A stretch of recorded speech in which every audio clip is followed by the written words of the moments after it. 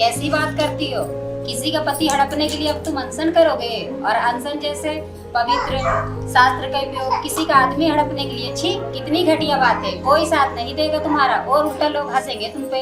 राम राम राम राम राम। सुंदरी बहना मेरी, गोरक्षण तंत्र पर सारी दुनिया इतना हंस चुकी है कि साला सबका पेट में दर्द होने लगा है। और अब कोई भी 10 साल तक हंसेगा नहीं, जो हंसेगा वो पेट दर्द से मरेगा। हम देखें तो थिएटर अपने आप में ही एक ऐसा प्रोग्राम है या ऐसा जगह है जहाँ पे हमें अपने आप को एक्सप्रेस करने का एक मौका मिलता है। तैयार हूँ। 4 तो पहले ही कर रहे हैं और अब 5वीं तू हो जा। शुरू कल से। बच्चों के साथ तो हम काम करते ही करते हैं, तो हमें ऐसा लगता है कि उनकी फैमिली के साथ भी हमें काम करना चाहिए, जिसमें उनकी माताओं के साथ हमारा काम करना बहुत ज़रूरी है। तो इसलिए महिलाओं को जोड़ने के लिए हम उनको यहाँ पे बुलाते हैं अपने सेंटर में और उनको एक्टिविटीज़ के द्वारा जोड़ते हैं। तो इसके लिए हमने थिएटर के माध्यम से उनको जोड़ना चाहा, जिसमें महिलाएं जुड़ी, उनकी अपनी समस्याएं भी हैं कि उनके अपने काम भी होते हैं, घर के काम भी होते हैं, उनकी अपनी फैमिलीज भी है, जिसकी वजह से वो टाइम नहीं निकाल पाती। मैंने महिलाओं को पहले जब आई थी वो बड़ा डरा हुआ सा, सहमा हुआ सा, और उनको हर बात के लिए घर से परमिशन लेना देखा है। लेकिन अब मैं उन पर काफ़ी इम्प्रूव देखती हूँ कि काफ़ी सही है वो बात करने में, अपनी बात को रख पाती हैं। और जो हाथ में लेके बोली बेटी क्रांति, तो वो इनका ये है कि हम जो हमें नहीं मिल पाया है हम अपनी बेटी को दे सकें, वो चीज़ अपने बच्चों के लिए कर सकें। कलम लेके बोले बेटी क्रांति, साथ में कलम लेके बोले बेटी क्रांति, सुनी पापा जी बचन हमारा, सुनी पापा जी। यहाँ पर आने से हमें बहुत कुछ मिला। जो लोग मेरे से अनजान थे अब वो पहचान बन गए। एक दिन हमें गुरु नानक के बारे में यहाँ दृश्य देखने का मिला, वो बहुत ही अच्छा लग रहा था मेरे को, मेरे दिल को छू जाने वाला था उस दिन। 1 साल से हो गया, लेकिन बीच में एक नाटक कंप्लीट हुए, ये दूसरे नाटक की तैयारी हो रही है।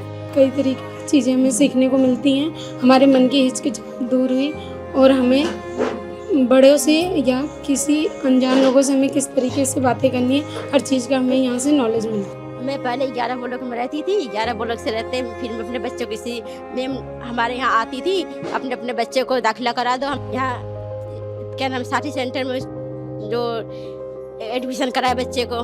मैं इस एनजीओ से 2007 से जुड़ी हुई हूँ। मैं यहाँ की स्टूडेंट रह चुकी हूँ और यहाँ पे मुझे बहुत शुरू से ही बहुत अच्छा लगता था।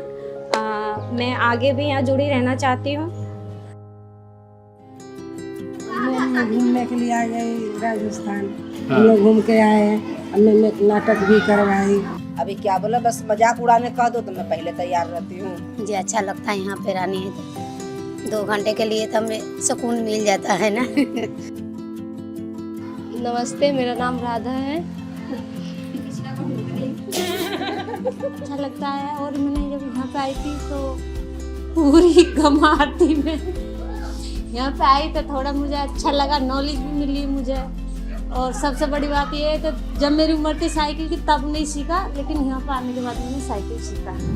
जब से मैं यहाँ पे आई हूँ वैसे मैंने सीखा बहुत कुछ है। बच्चों से लगाव बहुत अच्छा है और बच्चों को मिल के अच्छा लगता है। मेरी यहाँ लड़की पढ़ती है, कभी आती हूँ कभी नहीं आती हूँ। मुझे बोलते में भी घबराहट होती थी कि मैं क्या अपना स्टेप बोलूँ क्या नहीं बोलूँ।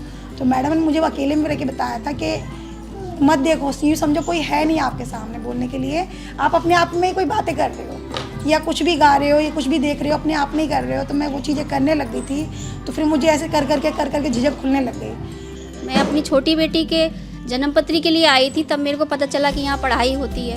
तब मैंने अपने बेटियों का नाम लिखवाया। फिर मैडम ने मेरे से बोला कि आप भी पढ़ना चाहती हो तो पढ़ो। मेरे पति को बिल्कुल भी पसंद नहीं था, सब मना करते थे कि नहीं आप इस उम्र में पढ़ाई नहीं करनी आपको। लेकिन मैंने सबसे लड़ झगड़ के तब पढ़ाई करी। एग्ज़ाम भी मैंने छुप छुप के दिए। जब रिज़ल्ट आ गया तब मेरे पति बहुत खुश हुए कि हाँ तुमने 10th पास कर ली। अब मैं 12th की एग्ज़ाम दे रही हूँ। साथी सेंटर बहुत सारे प्रोग्राम्स जो है वो इस कम्युनिटी के लिए और बच्चों के लिए रन करता है। उसमें से हमारा एक 6 महीने का कंप्यूटर कोर्स है जिसको हम लोग रन करते हैं और जिसमें एक बैच में लगभग 60 से 70 बच्चे जो हैं वो रहते हैं और साल में हम 2 बैचेस इसके हम लोग रन करते हैं। इसके अलावा कुछ वोकेशनल कोर्सेज़ भी हैं, जैसे फ़ोटोग्राफी हो गया है या प्लम्बिंग का काम है या इलेक्ट्रिशियन का काम है। तो ये कुछ शॉर्ट टर्म के कोर्सेज हैं जिनको हम बीच बीच में हम करते रहते हैं।